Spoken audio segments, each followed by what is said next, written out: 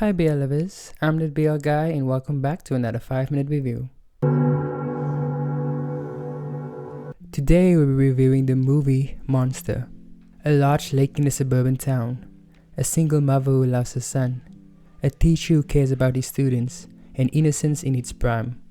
Although it seemed like a typical fight amongst children, townsfolk and media became swept into an unfolding drama when conflicting statements are made. Then the children disappear. Monster is a Japanese movie around 2 hours and 6 minutes long. Our four main roles are being played by Ando Sakura and Nagayama Ita, and also Kurokawa Soya and Hiragi Hinata. One review says, "Is there really a monster or is it just us?" Monster is being advertised as a Hirokazu Koreana film, and indeed it is directed splendidly as always by him. However, the man behind the script is Sakumata Yuji, the person that wrote Sorudemo Ikite Yuki, Still Life Goes On. And if you have seen that series, then you know that Monster is not going to be just a good film, but it will stay with you for a while. I don't think I can explain how good this movie is, and honestly, I don't want to try, no I should. If you are by chance reading this, let me tell you that it is better to watch this film without knowing anything about it. Don't watch the trailers, don't read the synopsis, don't even read what kind of awards it earned. As stated before, directing is magnificent, acting is great from all of the cast involved, with two astounding performances by the two younger actors portraying Yori and Minato.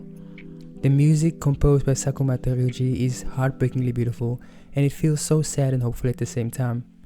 The plot is magnificently written from beginning to end. Even if at first you may feel that some scenes last too long, they are not just there for the atmosphere, they're important, and that is the beauty of the film. Nothing is there just to exist, just to lengthen the movie, just to make the audience feel melancholic, just to make it feel more cinematic. It needs to be there, because it wouldn't work otherwise. Now, getting to my own personal opinion, I originally wasn't going to make a review on this movie because it doesn't really fit into the category of shows that I usually make reviews on, but I just needed to let it out because this movie has been with me for so long. I can't get it out of my head. It is just absolutely stunning, breathtakingly beautiful in every sense of the word. Like, just thinking about it just makes me want to cry. Mostly I'm focusing on Yori and Minato's part because just two kids experiencing their first love and the world around them treating them like they're monsters, like there's something wrong with them, like they're weird, like it just touches my heartstrings so much as somebody that is a part of the LGBTQ community. Just knowing that so many of us out there never got to experience that type of first love, because like Minato, we are too afraid to tell anybody or to show anybody, to show the world, because we're afraid of what they might think. Wow, I was not thinking I was going to get emotional reviewing this movie, but okay, yeah, the tears come again.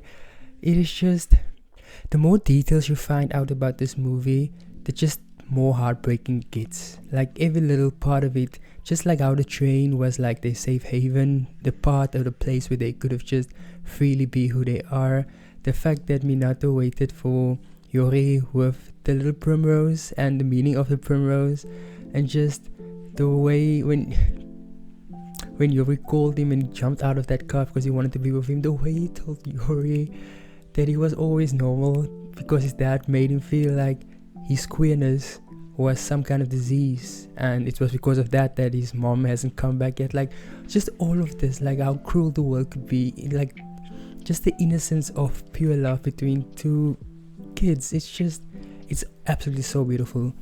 The ending, I know, is a lot of people torn. In my personal opinion, I think they did die. It just logically makes sense with how the scene is set out. Like, their mom and the teacher came to find them while it was raining, pouring during the typhoon, but then it shows them,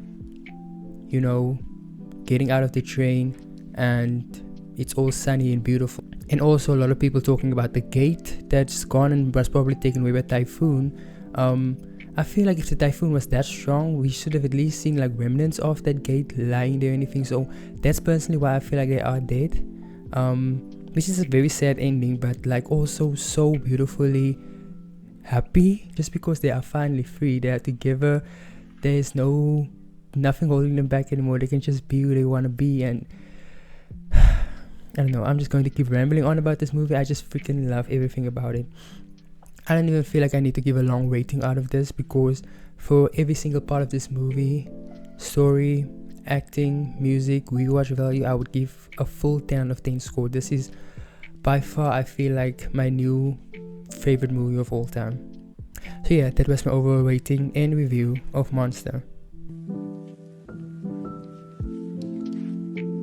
Just talking about this movie and like reading about it on Twitter and like everybody's thoughts, and it just, every little detail that comes out, I really want to start crying from the beginning again. Uncover by Zara Larsson and The Story by Conan Gray. I feel like those two songs perfectly fit these two. Those are my little babies, those are my little kids. I freaking love them with my entire heart.